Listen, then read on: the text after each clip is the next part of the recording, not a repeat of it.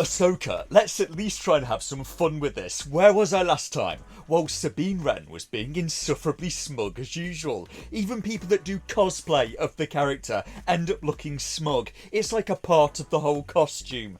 And then there's this wrongness. And can you not? Vader was Leia's dad, that's kind of creepy.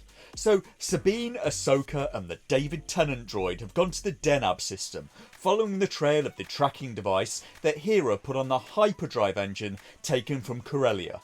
In a moment, Sabine is going to come into the cabin to be told that Hera and the Republic fleet are not coming to help, and as they enter Denab, their communications are already being jammed, so they're going into an unknown situation against an unknown number of enemies with absolutely no backup. So Ahsoka drops them out of hyperspace.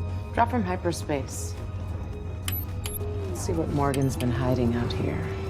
And that's a good plan. Don't worry, the being sensible won't last for very long. Their ship scanners saw a transport on the other side of the planet somehow. They also saw some far off massive structure the size of a super star destroyer near the planet.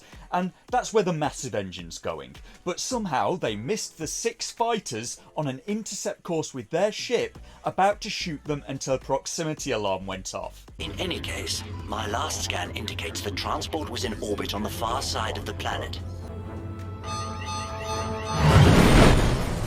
Their ship comes under attack by these 6 enemy fighters, and I have no idea why they didn't see them coming through open space. That seems to be the way sensors work in Star Wars now, entirely for plot convenience. When the plot demands it, their sensors can see clear through a planet, and when the plot demands it, they can't see 6 fighters that are next to them. Brace yourself, because this sequence gets very dumb. You could have had them be stealth fighters or something if you really wanted to do this, but no. You haven't got to write obvious problems into your story. This fight is a lot like a scene from Star Wars A New Hope, and I had to think for a while, why did the scene from A New Hope work for me where this one from Ahsoka blatantly didn't? Because they're cosmetically similar, but there was something immediately off about this whole scene for me. I mean, the Star Wars scene had Han Solo in it, and didn't have Sabine Wren in it, and that counts a lot for me. But mostly it's the situation and the character's actions making no sense in Ahsoka. Now in Star Wars, the Millennium Falcon and crew had just escaped from the Death Star and were trying to get away. They were attacked by some TIE fighters, so Han and Luke man the guns while Chewie is flying, and they shoot the TIEs down and get away. But they were meant to. The Imperials had put a tracker on their ship to trace them back to Rebel headquarters, so everyone's actions in that make sense. What everyone does is smart in that scene. Now let's compare that to the Ahsoka scene. Ahsoka's ship has arrived at the edge of the system, has detected a transport near the planet and some kind of massive vessel near the planet, and their ship is attacked by 6 fighters on the edge of the system.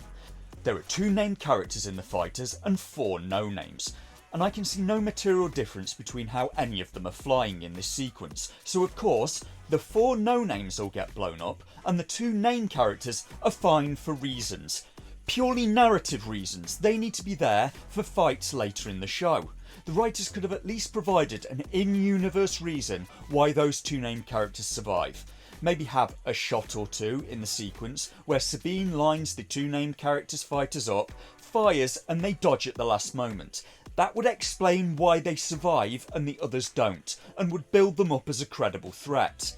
Sabine knocks out 3 of the fighters, but in all of this time, Ahsoka has been flying directly towards the massive ring-shaped Star Destroyer-sized object next to the planet, and as they get close to it, it opens fire on them. So they now have 3 fighters behind them and a massive gun platform in front of them, and they did this by choice.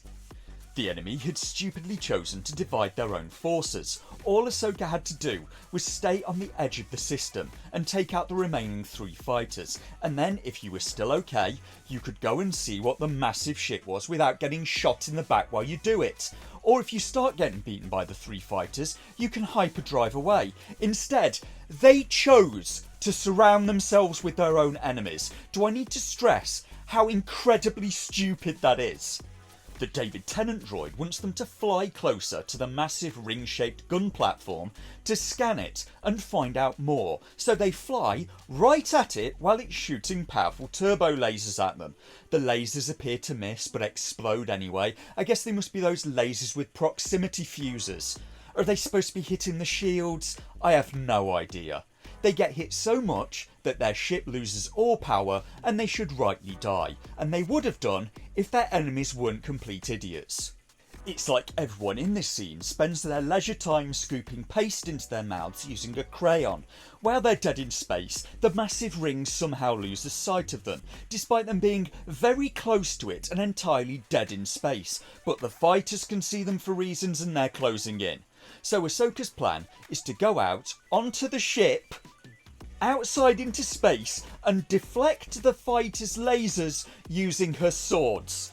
So the bad guys pick the completely insane choice of shooting at Ahsoka instead of shooting at the ship.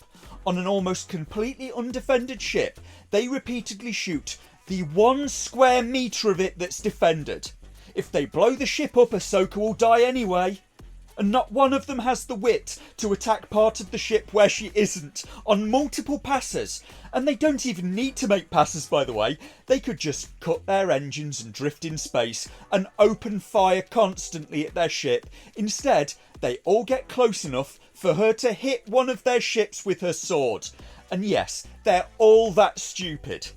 But it's the one remaining no-name that gets hit, the red shirt. For narrative reasons, it's not like the other two are any smarter, they just have plot armour. Meanwhile, during this nonsense, Sabine has restored power to the ship, and they get away by going towards the planet and hiding behind some space whales. Yes, really, and then they hide in a forest. So yes, that's what I came up with.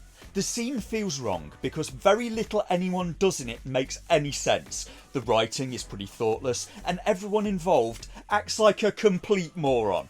Not only does it not challenge the audience in any way, it kind of treats the audience like idiots. It's an insult to their intelligence.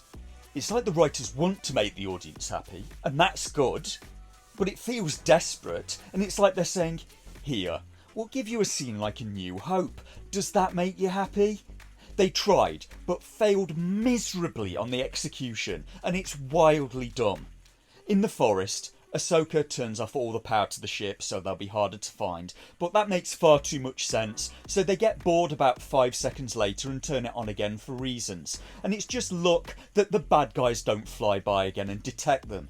The bad guys send out search parties on the ground, and in this whole episode, Ray Stevenson, a guy that they desperately need to build up as the bad guy, gets one single line.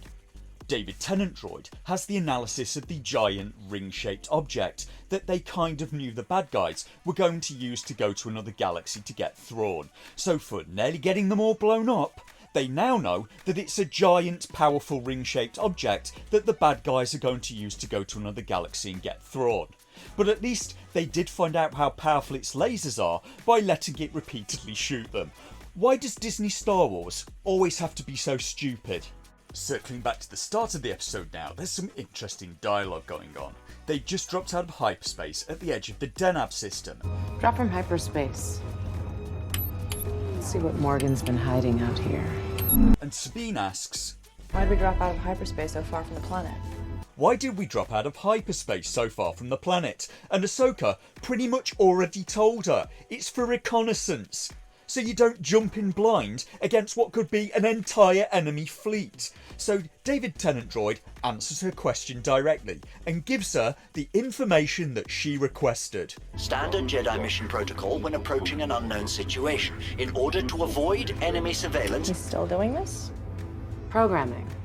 And Sabine Wren's response to being given the information that she asked for is to be petulant, give attitude and then not listen, because Sabine Wren is annoying and has a face on her as if to say, like, oh my god, did you just droid-splain to me?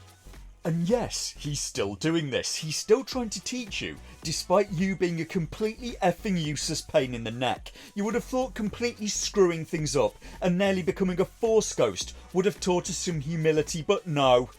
But before Sabine came in, an interesting conversation was going on. Ahsoka was talking to the David Tennant Droid about Sabine's training to become a Jedi, and he states that Sabine doesn't meet the standard for the now gone Jedi Order. Ahsoka says the standards of the Jedi Order failed. The Jedi Order failed, but did they?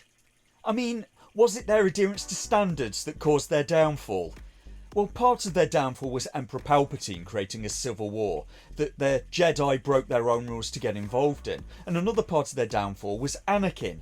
And if they'd stuck to their standards, Anakin never would have been let into the Jedi Order because he was viewed to be dangerous. He held on to strong emotional attachments for family, he held grudges, he had anger, he still felt love. I'm arguing that it wasn't sticking to their rules that sank the Jedi in the story, it was breaking them and being blind to threats. Ahsoka says she doesn't want Sabine to become a Jedi, she wants her to be herself, and the David Tennant droid says something that should have given Ahsoka pause but doesn't. He says, "I suppose you do come from a long line of non-traditional Jedi, and if you think about it, it's true. Ahsoka's teacher became Darth Vader. His teacher was Qui-Gon, followed by Obi-Wan. Obi-Wan's teacher was Qui-Gon, and he was taught by Count Dooku, and Dooku's teacher was Yoda. So yes, I think it's fair to say that's a very non-traditional list of Jedi.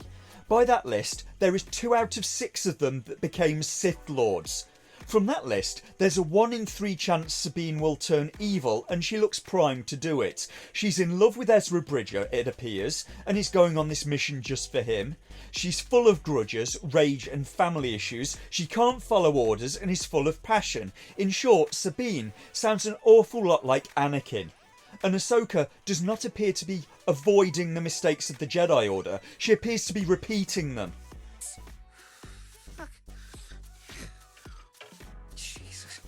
I'm a member of the Imperial Senate on a diplomatic... You are part of the Rebel Alliance and a traitor. Take her away.